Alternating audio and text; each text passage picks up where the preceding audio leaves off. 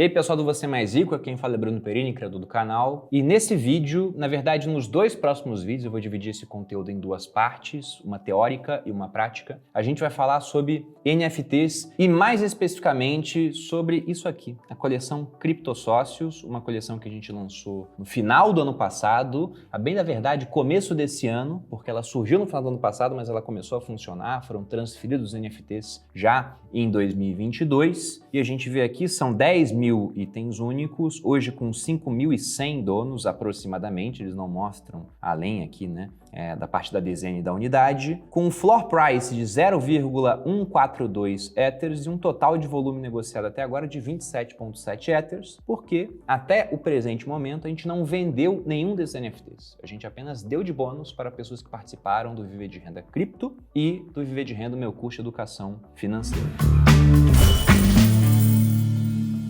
Aqui a gente tem abaixo, né, no site OpenSea, falaremos disso ao longo desse vídeo, os NFTs da coleção sendo ofertados e o floor price é simplesmente o valor mais baixo pelo qual um NFT hoje está sendo ofertado. Então isso aqui não sou eu vendendo o NFT, é um dono do NFT que está oferecendo por 0,142 Ethers, o que dá 254 dólares. Mas o que acontece é que esse NFT específico está sendo oferecido por esse preço. Tem outro pelo mesmo preço, aí depois você vê que outros estão sendo oferecidos por preços um pouco mais altos, porque cada NFT ele é único. Então, o detentor ele oferece por um preço, ou recebe uma oferta e aceita vender pelo preço que foi ofertado. Vindo aqui no histórico dos NFTs, o que a gente vê é que tem negociações pelo preço atual, um pouco mais alto, um pouco mais baixo, bem mais baixo em alguns momentos, né? Uma pessoa recebeu uma oferta e achou que valia a pena vender. E se eu for voltar aqui bastante na linha do tempo, eu vou achar negociações por valores bem altos, como por exemplo, 0,6 Ethers, 1 Ether, o que hoje está dando 1.798 dólares, convertendo aí quase 10 mil reais. Inclusive valores um pouco mais altos do que esses.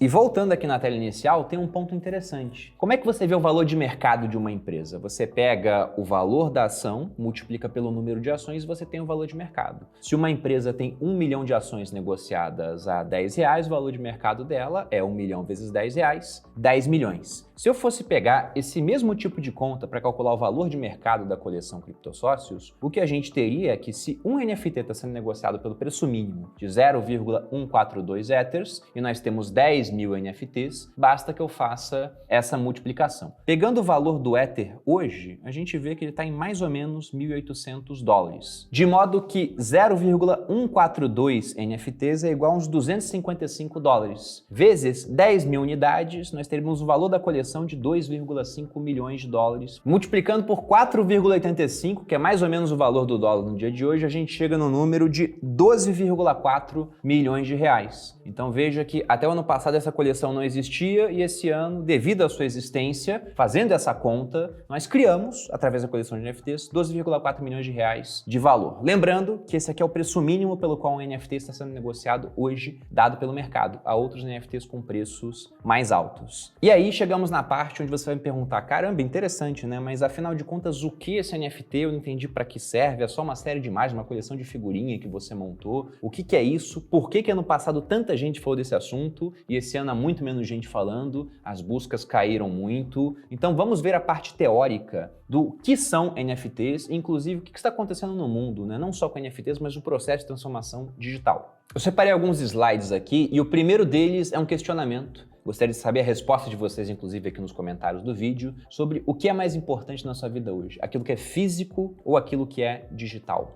Se eu for pegar, né, enquanto vocês respondem aqui, a minha própria resposta para isso, é lógico que tem muita coisa na parte física, no mundo real, que é muito mais importante do que o digital. Tem a minha família, as pessoas que eu conheço, a minha esposa, mas eu tô pensando em termos de patrimônio financeiro. Pensando em patrimônio, tem coisas aqui no mundo material, mas eu tenho muito mais coisas hoje no mundo digital. O próprio dinheiro em si, a moeda fiduciária que a gente usa, o real, ele é muito mais digital do que físico. Pense no quanto do dinheiro que você recebe por mês você vê realmente como notas na sua carteira. Já teve períodos de meses que eu fiquei sem uma nota de real na minha carteira. Não tinha absolutamente nada. Até compra que eu fazia na rua, cheguei a dar esmola por Pix. Eu falei, não tenho dinheiro. O cara falou, eu aceito Pix. Eu falei, você tem Pix aqui? Ele falou, tenho. E aí em 1 segundo tá feita a transação. E quase tudo que eu tenho no mundo material hoje, vou colocar aí que 95% do que eu possuo, veio através do trabalho que eu faço no mundo digital. Por isso hoje, né, respondendo o questionamento abaixo, o que aconteceria se você perdesse tudo que é digital? Eu perderia boa parte do que eu possuo em termos de patrimônio. E eu sei que alguns de vocês devem ter respondido, não, besteira, o meu é quase tudo físico, o digital tem muito menos importância. Só que isso tende a mudar por conta de uma transformação que um teórico do futuro chamado Peter Diamandis costuma chamar de 6Ds. 6Ds é o acrônimo que ele criou, onde cada D representa uma palavra para mostrar as fases da transformação digital, pelas quais algumas indústrias já passaram e várias outras ainda passarão, inclusive indústrias que a gente nem desconfia que possam ser disruptadas pelo digital. E esses 6Ds, eles mostram que o digital ele vai devorar o mundo. Aquilo que é físico tende a ser digitalizado e quem fizer isso primeiro vai disruptar o pessoal que está dependendo simplesmente da parte física. E esse processo começa da seguinte forma. O primeiro dos 6Ds, logicamente, é a digitalização de uma experiência que é material. A gente pode pegar até o exemplo lá atrás da Kodak, que era a empresa que ganhava rios de dinheiro ao revelar as fotos, né? O pessoal tirava foto, talvez alguns aqui nem sejam dessa época, tirava a foto, pegava o filme, mandava para alguém revelar, e aí você tinha as fotos em casa depois. A própria Kodak, isso é muito interessante, foi a empresa que criou a primeira máquina digital. Era uma máquina que pesava cerca de 4 quilos, com fotos de 0,0 alguma coisa megapixels, extremamente ruins em termos de qualidade,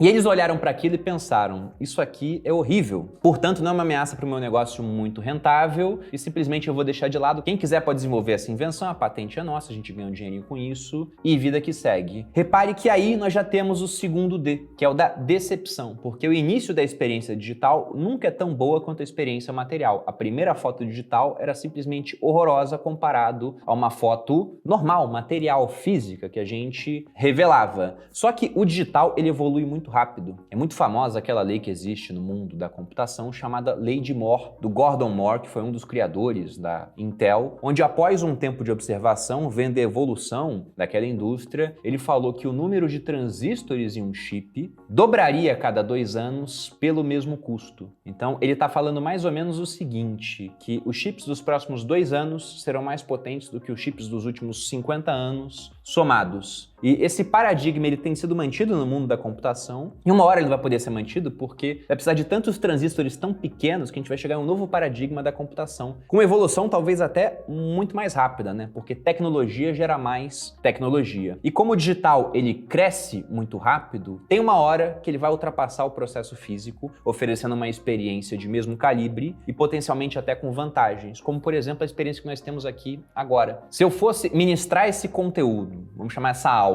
presencialmente, haveria um espaço limite para as pessoas aqui nesse local, haveria um custo de deslocamento da parte de vocês, então isso com certeza não poderia ser ofertado da forma que eu estou fazendo aqui agora, de graça. Alguns de vocês até se interessariam por vir aqui numa experiência presencial paga para assistir o conteúdo, mas muito mais gente se interessa quando aquilo tem um preço mais baixo ou até é gratuito. Então veja que o digital rapidamente disrupta o físico e depois ele vai embora, porque ele tem vantagens. Algumas até já foram citadas. Como ele é digital, ele desmaterializa. E quando desmaterializa, o custo daquilo cai. Se isso aqui fosse uma experiência presencial, teria um custo para alugar um certo espaço, para colocar as pessoas dentro, o deslocamento de vocês, a alimentação, enquanto por ser digital, o custo fica muito mais baixo. A gente vê a mesma coisa em outros setores, mostrando como vários setores passarão por esses 6Ds. Vamos pensar, por exemplo, no caso das livrarias. É cada vez mais raro você encontrar livrarias em shoppings, sendo que, se você voltar algum tempo, era extremamente comum, né? Todo shopping tinha uma grande livraria. Alguns já não tem mais, porque fica bem complicado para essas livrarias, pagando espaços gigantescos, caros, em locais com metro quadrado já muito caro, que é um shopping center, competir com a Amazon, que não tem uma livraria, na verdade pega um galpão numa zona mais afastada da cidade, mas perto o suficiente para entregar em 24 horas, e consegue com esse excelente serviço, como tem um custo menor, já que está desmaterializado, cobrar um preço mais baixo. Então, como desmaterializa, seria o nosso quarto D, você chega no próximo D, que é a desmonetização. Chegando ao ponto de muitas experiências serem até gratuitas, e aí um gratuito entre aspas para certas coisas, porque afinal de contas, aqui no YouTube você vê os os vídeos gratuitamente, porque tem publicidade veiculada no meio. Parte disso aí para os criadores de conteúdo, para estimular que eles criem cada vez mais conteúdo. Ou quem não quiser vai lá e pega o YouTube Premium para sair dos anúncios. Mas em si, se você estiver disposto a ver um anúncio de vez em quando, essa experiência ela é gratuita, ela está desmonetizada. E depois que você tem todo esse estágio dos 5Ds, digitalização, decepção, disrupção, porque o digital evolui muito rápido, desmaterialização, desmonetização, você chega no último D dos 6 que o Peter Diamandis fala, que é a parte da democratização. Aquilo que é caro tende a ser acessível para um menor número de pessoas. Agora, quando começa a ficar mais barato, muito mais gente consegue ter acesso. Então, realmente, aquilo vai cair no gosto do povo, vai ficar mais democrático. Só que eu vou me arriscar a colocar um outro D aqui. Porque perceba que essa democratização, ela não está só no acesso aos produtos. Ela também está na produção. Porque os meios de produção foram democratizados. Porque eles estão agora descentralizados. Muito mais gente consegue ter acesso a ferramentas que lá atrás eram exclusivas de alguns poucos players, para poder hoje em dia competir até em pé de igualdade, de certa maneira. Eu podia estar fazendo essa transmissão aqui ao vivo, igual já fiz várias aqui no YouTube e também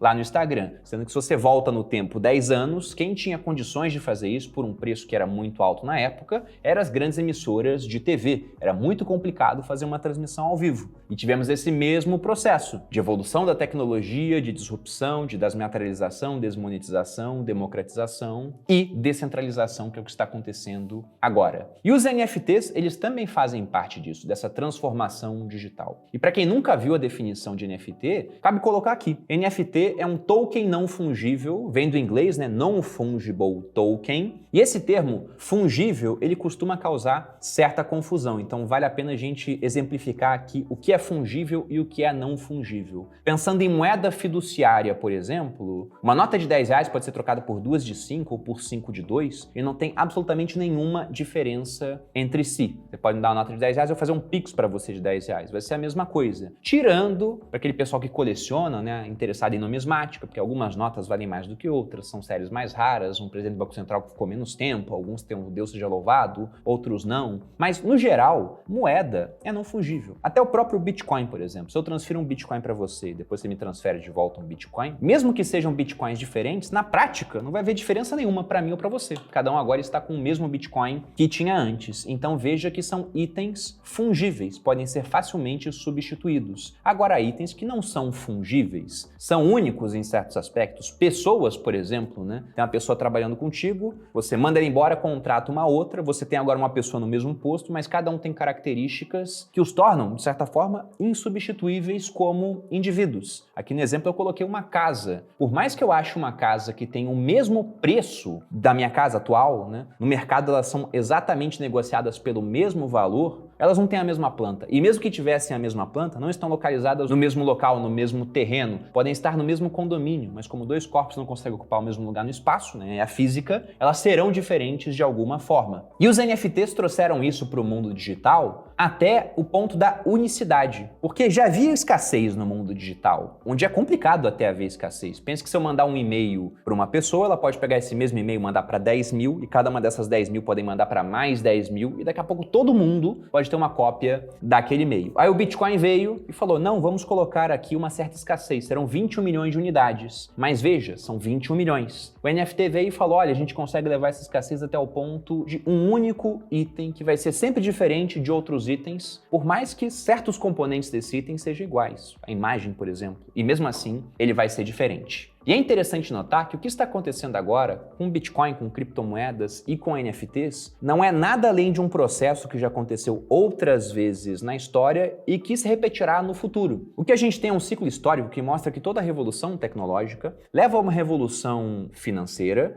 do comércio, do mercado, que leva a uma revolução cultural. Então, citando o exemplo daquilo que já aconteceu. Mesmo após a queda do Império Romano do Ocidente, em 476 d.C., a Europa continua extremamente influenciada pelo mundo romano na parte, por exemplo, da matemática. As pessoas continuavam fazendo contas, aquelas que faziam, com algarismos romanos. Só que os algarismos romanos têm algumas desvantagens óbvias. A primeira delas é que não existem números decimais em algarismos romanos. Você não consegue colocar um número de 18,82, por exemplo. Isso torna bem difícil a existência de uma indústria financeira baseada em juros compostos. é mais complicado. E até para fazer contas de números que não são números tão grandes assim, né? Pense fazer uma conta de 378 multiplicada por 18. Não vai dar um número gigantesco, mas algarismos romanos são vários x e v's e is, então não era um número muito amigável para que você pudesse utilizar no comércio. Só que no Oriente já tinha um pessoal trabalhando com uma inovação, que eram os algarismos indo-arábicos. Aí esse camarada aqui, Leonardo Fibonacci, também conhecido como Leonardo de Pisa, porque ele morava na cidade italiana de Pisa, aquela onde tem a torre torta, ele foi para o Oriente, ele viu essa inovação e trouxe para a Europa. Quando ele apareceu com esses números, publicou, né, a maneira de utilizá-los, como é que eles funcionavam, várias pessoas olharam para aquilo e viram, nossa, se eu aderir a essa tecnologia, porque veja que era uma tecnologia nova, né? Era linguagem matemática, mas a tecnologia hoje é linguagem também, né? O cara que programa em Python, por exemplo, programa em outra linguagem, o cara que programa em Solidity, que é a linguagem que se usa no mundo das criptomoedas, pelo menos uma delas. E aí uma família específica aderiu a essa inovação e começou a utilizar esses algarismos para realizar empréstimos, ainda que disfarçados, com operações cambiais no meio, porque eles eram católicos e nessa época a usura, né, você emprestar cobrando juros, era pecado. E por terem aderido a essa inovação tecnológica antes, eles prosperaram muito. Estou falando da família Medici. E com tanto dinheiro, eles conseguiram se transformar de uma família comum para uma das mais poderosas da sua época, chegando inclusive a integrar famílias reais na Europa. E com todo esse dinheiro, eles foram para o próximo estágio da revolução, que é a parte cultural. Quem tem dinheiro consegue influenciar a cultura das pessoas, e nessa época eles apadrinharam vários artistas e foram os principais patrocinadores do renascimento cultural. Então veja, uma revolução tecnológica na matemática levou uma revolução financeira, os empréstimos, a família Medici, uma dinamização do comércio na Europa, que levou depois a uma revolução cultural patrocinada pelo dinheiro dessas ricas famílias de comerciantes. E hoje, o que está acontecendo? A gente teve uma revolução tecnológica, que foi o blockchain, as criptomoedas, o Bitcoin. Aqueles que aderiram antes a essa revolução pegaram o Bitcoin por preços ridiculamente baixos comparados ao estágio atual e outras criptomoedas também ganharam muito dinheiro e agora com esse dinheiro eles conseguem influenciar a parte cultural. E o NFT é o desdobramento dessa parte cultural. Aqui na imagem eu tô num daqueles memes, né, que é um indiano coberto de ouro, né, colocaram o meu rosto para exemplificar que a gente conseguiu ter um ganho com essa parte da ascensão das criptomoedas e com isso eu já consigo pegar parte desse dinheiro para investir em iniciativas que vão influenciar a cultura das pessoas,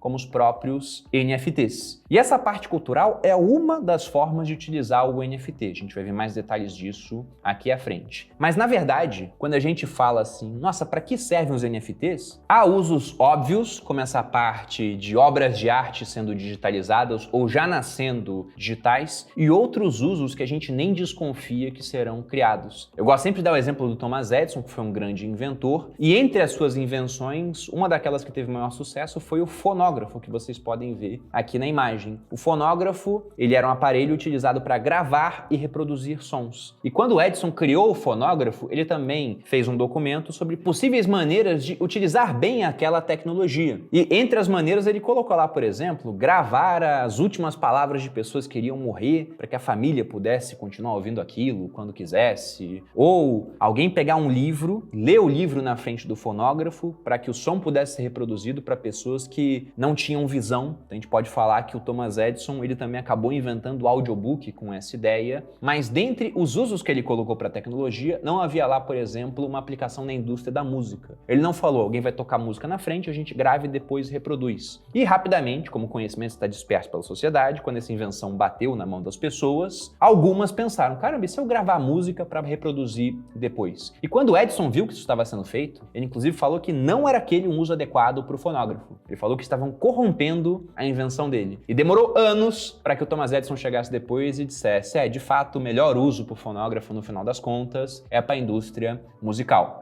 E com NFT a gente pode ver o mesmo tipo de paralelo. A gente está usando para algumas coisas hoje, sem ter noção de que podemos usar para várias outras depois. Até citando um possível uso de NFTs, e aqui eu faço uma menção ao Breno Perrucho. Não sei se a ideia foi dele, mas eu conheci essa ideia através dele. Ele disse, cara, será que a gente pode usar NFT para plataformas de assinatura? Eu falei, como assim, né? De bônus, não sei o que. Ele falou, não, pensa aqui comigo. Uma pessoa compra um NFT e tem acesso a 12 meses de conteúdo. Para ter acesso aos próximos 12 12 meses, ela tem que comprar um outro NFT. E esse primeiro, ela pode vender para uma pessoa que vai ter acesso àqueles 12 meses de conteúdo travados que já estão lá. Então, todo ano, ela compraria um NFT, mas poderia revender o antigo, de maneira a mudar a forma como plataformas de assinatura funcionam hoje. Quando o Breno falou isso, eu falei, caramba, bem interessante. Não sei quem vai fazer isso, porque acho que na ponta do lápis, isso come um pouco da margem das empresas que trabalham com assinatura hoje, a não ser que o cara dê um jeito, de ficar tão rentável quanto antes, mas depois que o primeiro fizer, muita gente deve vir na esteira fazendo algo similar. Contudo, partindo para os usos mais comuns, é na parte da arte que o NFT tem se destacado. E aqui eu coloquei novamente um embate entre a arte física e a arte digital. Aqui eu tenho uma das mais famosas obras de arte do mundo, que é a Mona Lisa, presente lá no Museu do Louvre. Inclusive tentaram vandalizar a Mona Lisa há pouquíssimo tempo. Felizmente há um vidro antes da obra que impediu que isso viesse a acontecer. Mas o ponto é que todo mundo conhece a Mona Lisa. E não teria como eu ter a Mona Lisa na minha casa, mas há outras obras de arte que são menos conhecidas. Posso comprar, por exemplo, um quadro do Monet, do Van Gogh. São obras caras, mas como hoje eu tenho recursos, eu posso vir a comprar um quadro, coloco lá na minha casa e quando alguém vai na minha casa, pensa, bom, Bruno falou que isso aqui é um Monet. Eu não sei se é verdadeiro ou não, mas como ele tem dinheiro, deve ser verdadeiro. Mas repare que é mais difícil comprovar a autenticidade de obras físicas. E um outro ponto é que eu compro um Monet. Ou um Van Gogh, melhor dizendo, que Van Gogh foi um cara que pintou pra caramba, mais de 800 obras, vendeu só um quadro em vida, acabou se suicidando com um tiro no peito, e só depois disso, porque a vida é o que ela é e não o que deveria ser, que ele começou a ficar famoso, e hoje os quadros dele saem por pequenas fortunas. Mas ele não ganhou dinheiro com esses quadros. E quando eu pego um Van Gogh e vendo para outra pessoa, ninguém da família dele tá ganhando dinheiro com isso. E se essa pessoa vende para uma outra, ninguém tá ganhando dinheiro. Se fosse um NFT, logicamente não existia naquela época, mas pensando nisso nos dias de hoje, eu tenho um NFT lá comigo, eu vendo para alguém, primeiro é muito mais fácil a pessoa bater o olho naquilo e ver que a obra é original, basta ver quem é o criador. E segundo que na hora que eu vendo, esse criador pode ter definido uma taxa de royalties, de maneira que a cada venda, parte do valor da negociação vá para ele. Então veja que para o criador é bem interessante, porque ele ganha não só no mercado primário, quando ele vende obra de arte a primeira vez, mas também no mercado secundário, nas negociações entre as pessoas, que ele nem sabe que estão acontecendo. Só vai saber depois, quando ficar registrado no blockchain. E para o próprio colecionador é interessante porque é muito fácil comprovar que, olha, eu estou te vendendo essa obra cara porque ela é uma obra verdadeira, não é simplesmente uma cópia. E aí chegamos no ponto do que é um NFT. Porque muita gente olha para o NFT e fala, o NFT é a imagem que está ali, é a mídia. E aquilo é só parte da anatomia básica do que é um NFT de fato. Porque você não tem só a mídia, você tem o criador, você tem o dono daquele NFT e tem todo um histórico de mercado. Então, por que seria muito fácil comprovar a autenticidade? Porque basta eu entrar no OpenSea, alguma plataforma, ou checar diretamente o contrato para ver a figura de quem criou. E dessa forma o NFT estaria ligado de maneira indelével àquela figura. E isso já anula, inclusive, uma objeção. O pessoal fala, mas NFT é besteira, porque eu posso chegar, copiar e colar e eu vou ter o mesmo NFT que a pessoa tem. E não. Isso é tão idiota quanto falar que se eu chegar lá no Louvre e ficar de frente para a Mona Lisa, tirar uma foto perfeita, agora eu tenho a Mona Lisa idêntica à do Louvre. Não tem, porque a do Louvre foi criada pelo Da Vinci, é aquela mídia específica. Além disso, ela tem todo o seu histórico de mercado, foi dada pelo Da Vinci depois ao Francisco I, o rei francês, pelo menos é isso que a gente tem noção em termos de história. Aí foi roubada em 1911 por um cara chamado Vincenzo Peruggi, um italiano que queria recuperar a Mona Lisa porque Napoleão teria roubado ela da Itália. Não foi isso. Aí, por conta do roubo, muita mídia em torno da Mona Lisa, depois teve a recuperação 2 anos depois da obra, mais mídia ainda, ela começou a circular pelo mundo, e muito por conta desse trabalho mal feito de roubo do Vincenzo Peruggi, que a Mona Lisa ficou tão famosa. Então, apenas tirar uma foto dela não significa nada. Pense até na grande besteira que seria alguém tirar uma foto da Mona Lisa e começar a gritar no Louvre, agora eu tenho a Mona Lisa igual vocês, seus otários, que é o que o pessoal faz com o NFT. E não é a mesma coisa. Então não basta, por exemplo, você tirar um print do NFT do Neymar, da coleção Bored Apes, para você ter um NFT igual. E aí chegamos em um ponto interessante também, porque hoje a gente vê NFTs sendo oferecidos por valores realmente muito altos, como é o caso da coleção Bored Apes, aquela de 10 mil itens únicos, que são imagens de macacos, e aí muda chapéu, muda se tá com chiclete, com óculos, com brinco, etc. Dessa coleção vieram algumas outras coleções depois derivadas, dos mesmos criadores, e muita gente vendo que essa coleção deu muito certo, lançou outras, e várias atingiram preços também altos, sem ter nenhum tipo de benefício em troca. E que essa, vamos dizer assim, bolha dos NFTs já está meio que estourando agora. Até o número de buscas pelo termo NFTs caiu bastante. Eu acredito que muito disso por conta do ciclo de juros que a gente vive hoje. Com os juros subindo pelo mundo, fica muito menos atrativo você imobilizar capital em uma coleção de NFTs sem ter benefício algum, ao invés de simplesmente, comprou por um preço, já teve lucro, vende aquele negócio, pega o dinheiro e coloca para ganhar juros em um certo canto, com muito menos risco no final das contas. Mas a questão é que com NFTs está acontecendo a mesma coisa que acontece com qualquer coisa nova em termos de tecnologia. Os early adopters, aquele pessoal que compra antes, costuma pagar mais caro. A mesma coisa acontece com o iPhone novo. O pessoal faz filas nas lojas sabendo que 6 meses depois aquele item estará mais barato,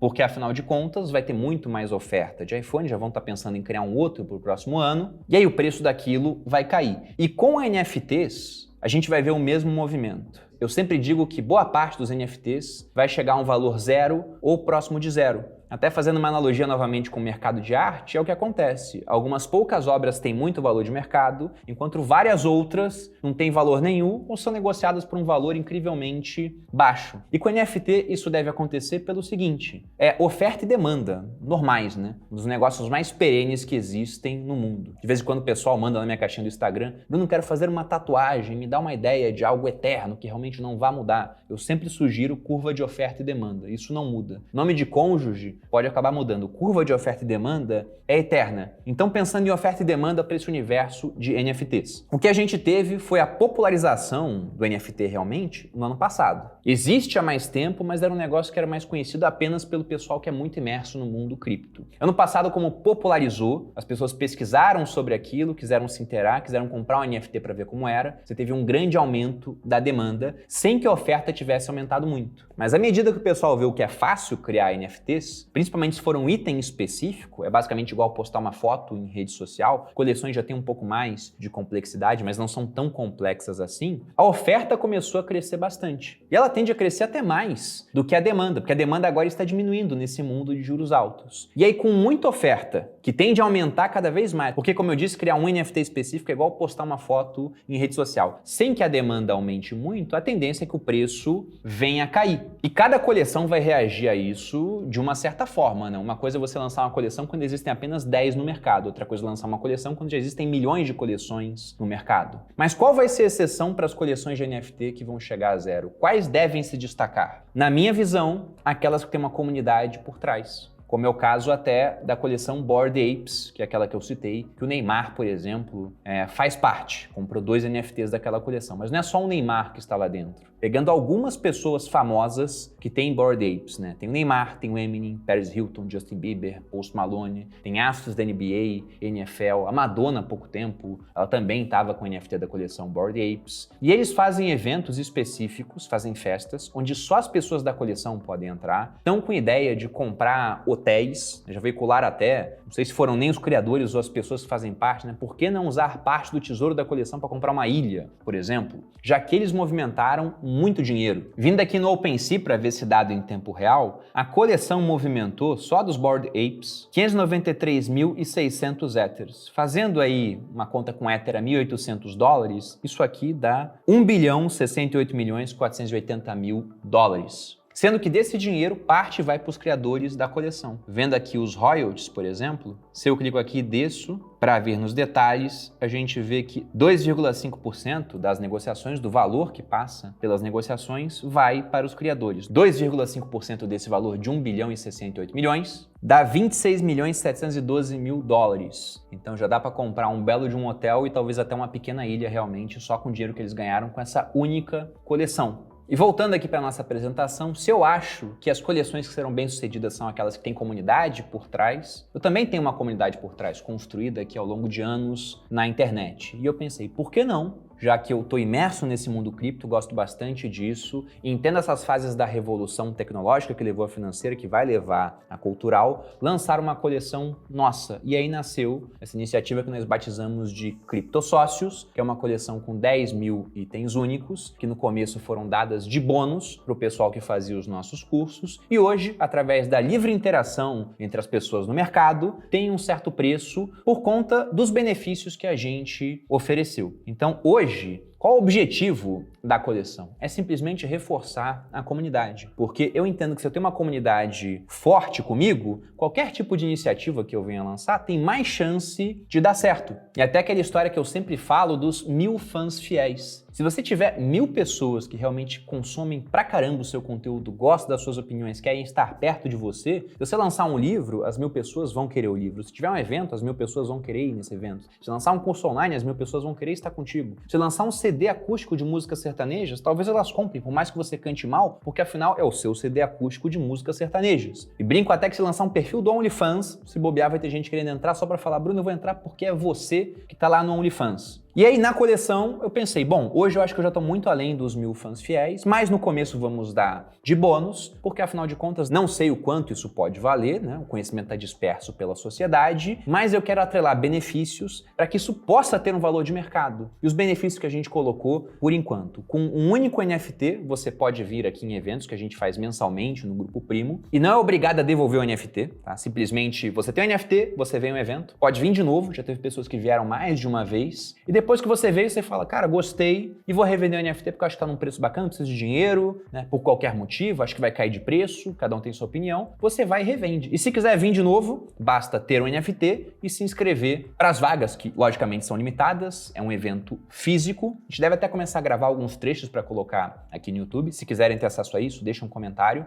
né? Tendo demanda a gente provê a oferta. Mas é um benefício intrínseco à coleção e eu pretendo fazer isso durante bastante tempo. Inclusive, à medida que eu tiver mais patrimônio, eu acho que meio que os NFTs vão acabar acompanhando essa tendência. Porque uma coisa é você vir no evento para falar com o Bruno. Agora, se eu fosse o Flávio Augusto, bilionário, eu acho que as pessoas pagariam mais caro para estar no evento para poder tirar uma dúvida de negócios com o Flávio Augusto. Então, se eu tiver mais sucesso, eu acho que o preço dos NFTs vão acabar acompanhando essa tendência. E algumas pessoas falaram, Bruno, eu quero usar o NFT para ter um momento junto com você, 1 hora do seu tempo dedicada, por exemplo, a me ajudar com as minhas questões. E eu falei, vamos fazer isso também. Como? Se você juntar 10 NFTs, você pode marcar, e eu já fiz isso uma vez, terei uma outra na próxima semana, 1 hora de conversa comigo, pode ser online ou aqui presencialmente na sede do Grupo Primo. E para isso, juntou os 10, você é obrigado a me transferir 3 NFTs. Por que transferir? Porque se tiver os 10, o cara pode ficar marcando sempre. Se ele comprar mais 3 e quiser marcar de novo, ele pode também. Sendo que para isso, eu defini da seguinte forma, os 100 primeiros exemplares da coleção de NFTs são NFTs especiais. Eles replicam algumas figuras históricas ou personagens de obras que eu gosto, ou simplesmente tem características que nenhum outro NFT da coleção possui. Então, esses 100 primeiros NFTs valem por 3 nessa temática de poder tomar o café comigo. Então, tendo, por exemplo, 3 NFTs dentro dos 100 primeiros e mais um NFT normal, né? Mesmo sendo 4 NFTs, eu conto como 10 e a pessoa pode marcar isso. E o último benefício já separado para o pessoal que detém os NFTs da coleção Criptosócios é o seguinte. Dentro da coleção, que são 10.000 itens, há 8.885 itens ligados ao Bruno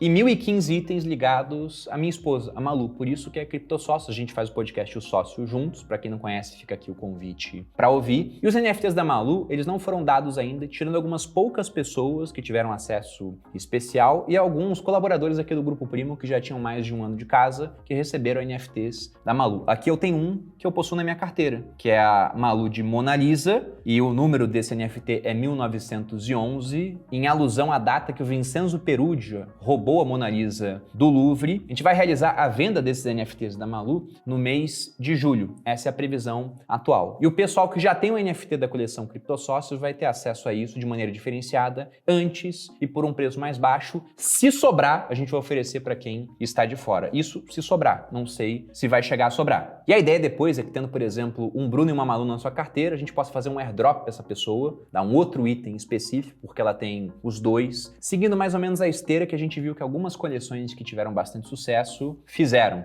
né? Muita gente até fala, nossa, qual o roadmap dos criptosócios? Eu acho que o principal é a questão dos encontros mensais, porque é muito fácil chegar lá e falar, não, vamos vender terra no metaverso. Que importância tem isso? O cara vai criar um negócio, um jogo sem graça, vende a terra por um preço muito alto, sem dar um benefício em troca. Então aqui a gente tem esse benefício dos encontros mensais, queremos fazer por bastante tempo. E o próximo é o acesso por preços diferenciados aos NFTs da Malu, que estão dentro da coleção coleção Criptosócios. Bom, para essa primeira parte do vídeo eu vou ficar por aqui, acabamos a teoria e no segundo vídeo a gente vai para a parte prática, onde eu vou ensinar a criar uma carteira MetaMask, a comprar Ether utilizando uma corretora, a transferir esse Ether para sua carteira, para que você possa, caso você decida que é interessante, adquirir um NFT da coleção Criptosócio, mas o processo é para adquirir basicamente qualquer NFT. É a mesma coisa, o que vai mudar é que você vai comprar a outra coleção na qual você tem interesse. Espero que tenham gostado do vídeo. Se você gostou, dê seu like, se inscreva aqui no canal. Um grande abraço e até a próxima.